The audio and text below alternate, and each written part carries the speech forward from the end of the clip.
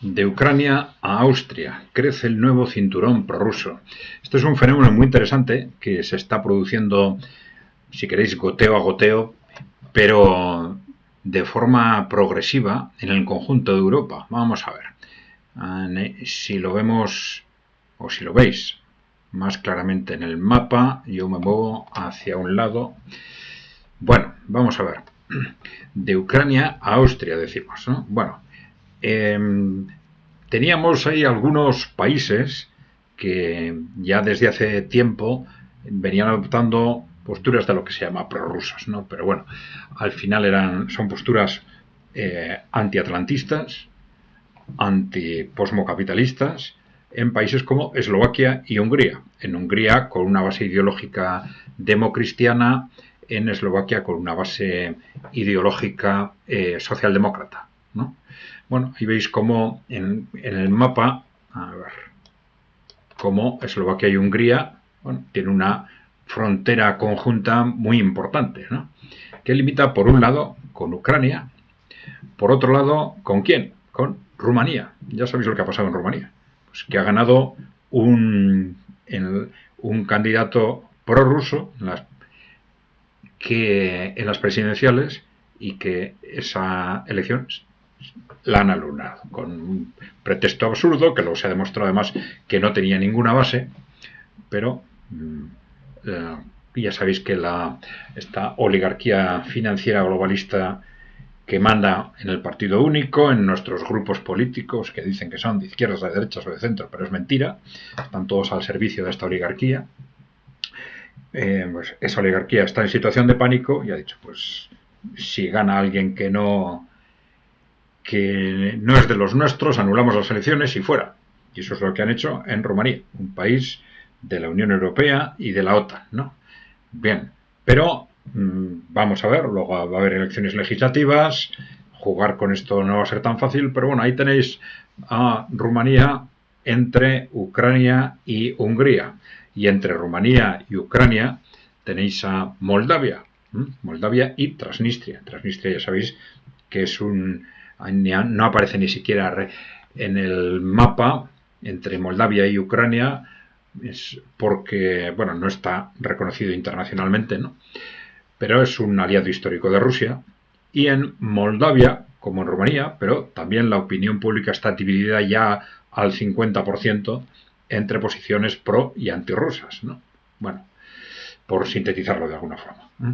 Bien, y ¿qué está sucediendo en la otra dirección? Bueno, pues ahí tenemos Austria, donde ya se ha encargado formar gobierno al líder del partido prorruso, con partido conservador prorruso. Bien, ¿qué más tenemos? Tenemos a Croacia, donde, bueno, estamos hablando ya de elecciones.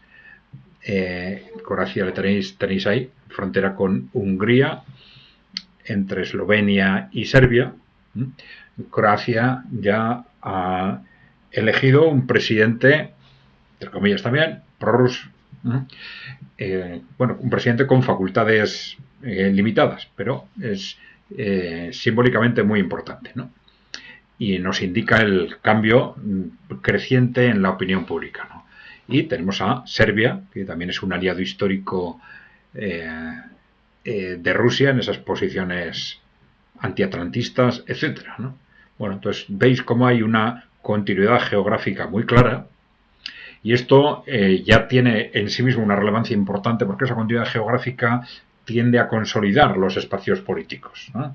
Es muy importante, y va a ser mucho más importante cuando termine la guerra en Ucrania. Ya nadie duda que va a terminar con una victoria rusa, y claro, aquí lo que va a ser muy importante es que al final es Rusia la que va a decidir qué parte de Ucrania se incorpora a Rusia y cuál es el futuro institucional del resto de Ucrania, ¿no? Y ese futuro institucional va a decidir si este cinturón o corredor, si queréis, prorruso, va a enganchar con Rusia, con la propia Rusia, porque ese futuro institucional del resto de Ucrania, se habla mucho de si se va a incorporar a una OTAN que no sabemos si va a existir, ¿no? Pero lo mismo, tampoco sabemos si esa nueva Ucrania va a querer incorporarse a la OTAN. Porque viendo lo que ha sido la historia de Ucrania, depende cómo se configure institucionalmente, va a ser una Ucrania mirando a Occidente o mirando a Oriente o con una posición neutral. Con lo cual, Ucrania puede ser clave para dar continuidad entre, entre Rusia y este corredor, digamos, prorruso. Bien, bueno, algo parecido podríamos decir si, como es previsible, dentro de esas regiones ocupadas por Rusia se incluye, que ahí veis a la derecha del mapa, se incluye Odessa, el acceso al puerto con la conexión ya con Transnistria, y vamos a ver qué pasa en los próximos meses y años en Moldavia y Rumanía, con una población ya cada vez más claramente favorable a este eje prorruso, ¿no? Bueno, con lo cual veis cómo se va consolidando este cinturón o este corredor prorruso. Esto es algo realmente importante también para el futuro de Europa Occidental, porque ya lo hemos dicho, en los próximos años vamos a tener una batalla a muerte entre tres fuerzas. La élite globalista en Europa Occidental, me refiero.